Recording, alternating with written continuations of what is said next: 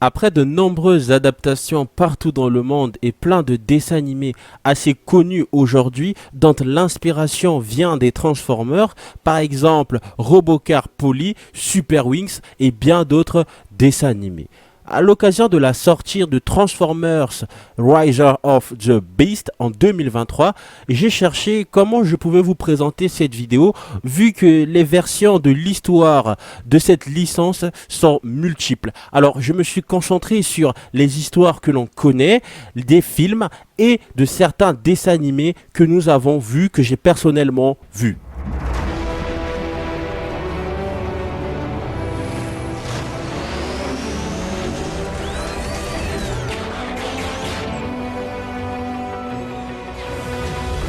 Au début, avant la sortie des premiers Transformers, Transformers n'était qu'une marque de jouets, comme The Tech ou autre marque qu'on connaît aujourd'hui de jouets. La particularité de ces Transformers, c'est qu'il avait un nom et une histoire.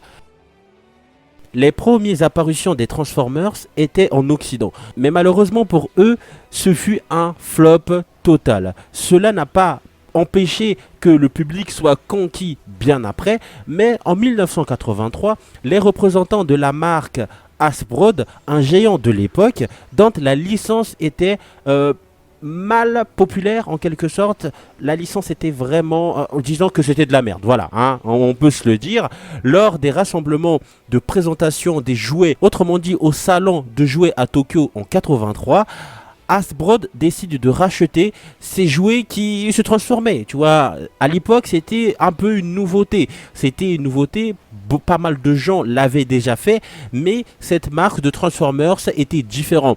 Donc, n'ayant pas de succès en Occident, ils décidèrent de se rabattre et de ramener tout ça aux États-Unis. On le rappelle que ça se passe d'abord en Tokyo, tout ça, ça se passe à Tokyo. L'histoire commence à Tokyo. Très peu de temps après le rachat, les Transformers voient le jour. Mais évidemment, le flop des Japonais, ils ont donc évité de ramener à la même publicité marketing que les Japonais ont fait à la base. Donc, ils ont décidé de créer une histoire derrière ces jouets. Plus facile, plus reconnaissable et nettement plus facile à créer une collection de quelque chose. Donc, on les a donc attribué des noms et surtout, une histoire. Alors, question, qui a réalisé la première histoire des Transformers?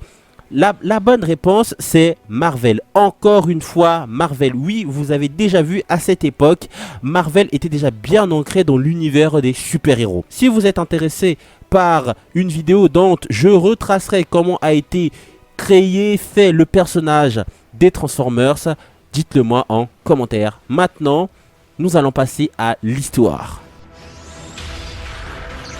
Bon, maintenant que tu vois à peu près de quoi et comment les Transformers ont survécu de leur destin qui était plutôt mal barré au début, nous allons parler de leur histoire pour les Transformers. Pourquoi est-ce que les Transformers se battent entre eux? Et pourquoi est-ce qu'on les appelle d'un côté les Decepticons ou alors de l'autre côté des Autobots? Et pourquoi est-ce qu'il existe des Primes? On va y voir tout de suite dans cette vidéo. Cybertron. À l'âge d'or de la planète, c'était une planète dotée d'une technologie supérieure à la normale. La technologie sur Cybertron était telle que on disait que l'on pouvait voir d'autres galaxies avec une autre précision bien plus chirurgicale que nous aujourd'hui. À juste titre, pour vous montrer à quel point ils sont avancés, notre technologie voit cette image et leur technologie peut voir encore bien plus loin, mais bien plus loin et bien plus net que cette image. Autrement dit, le zoom, il était parfait. Mais malheureusement, comme tout, le pouvoir souvent attire la curiosité et aussi l'égoïsme. À la tête de cette planète, on retrouvait un Prime. Donc c'est de là vient le nom Prime. Le Prime, ça veut tout simplement dire le chef. Le problème de Cybertron était les inégalités entre les habitants. De ce fait, si tu venais pas d'une famille riche, cela était quasiment impossible pour toi d'avoir une vie décente. Mais tu souffrais partout et pour tout.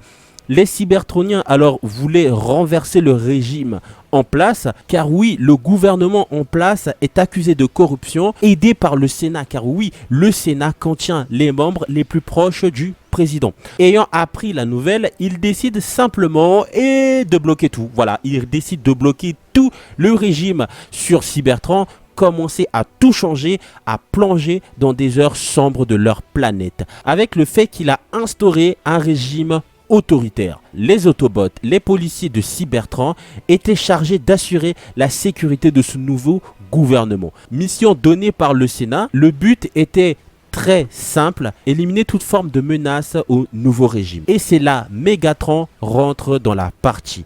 Comme un rebelle, oui, Megatron était gentil à la base de l'histoire des Transformers. On vous a donc menti. Bien que ses choix et sa direction au fil de l'œuvre restent discutables, Megatron avait pour but de sauver son peuple de ce régime qui tuait sa planète.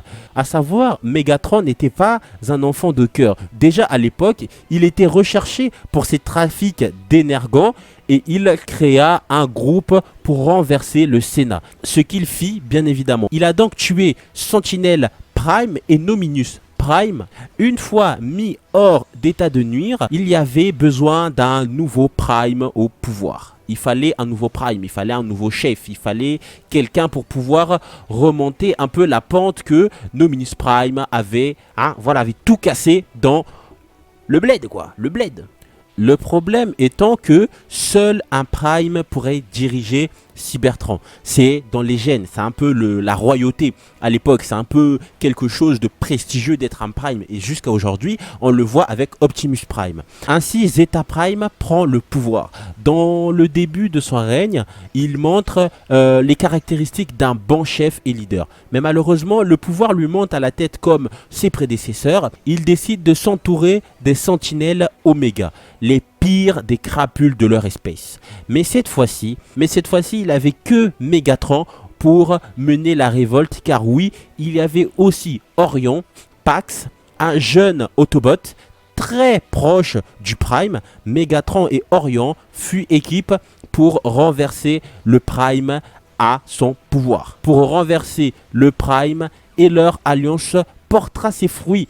Oui, parce que Zeta Prime a été renversé. Mais après être corrompu par tout ce succès, Megatron, qui n'est pas du tout un Prime, voulait prendre le pouvoir avec des idéaux, disons, très sombres, que même Damso dirait « Ah ouais frérot, là t'abuses, hein. C'est très sombre là. Ah ouais, là c'est sombre. » Car oui, au début, Megatron pouvait être très gentil, mais il a très vite changé avec l'importance qu'il prenait dans l'histoire de sa planète. Orion Pax lui empêcha d'arriver à ses fins, autrement dit de pouvoir voler le pouvoir, de pouvoir renverser le pouvoir, parce qu'il en avait marre que des personnes comme Zeta Prime puissent reprendre le pouvoir pour pouvoir tout casser encore après. Ainsi, Orion récupère la matrice du commandement et de ce fait, il devient le Prime le plus connu de notre époque aujourd'hui, Optimus Prime, le dernier de sa lignée et le leader des Autobots. Et à partir de là que commence la guerre entre les Autobots et les Decepticons. Au final, Megatron, Optimus Prime veulent juste créer un monde meilleur pour leur peuple. Mais c'est juste les idéaux qui diffèrent. J'espère que vous avez kiffé la vidéo. Du coup, voilà, c'est la fin de cette vidéo. Sur ce, je te souhaite un bon week-end. Et je te dis que cette semaine, je vais sortir 2 vidéos, hormis celle du samedi d'ordinaire. Oui, parce que c'est les vacances, j'ai envie de faire plaisir. Ciao les potos.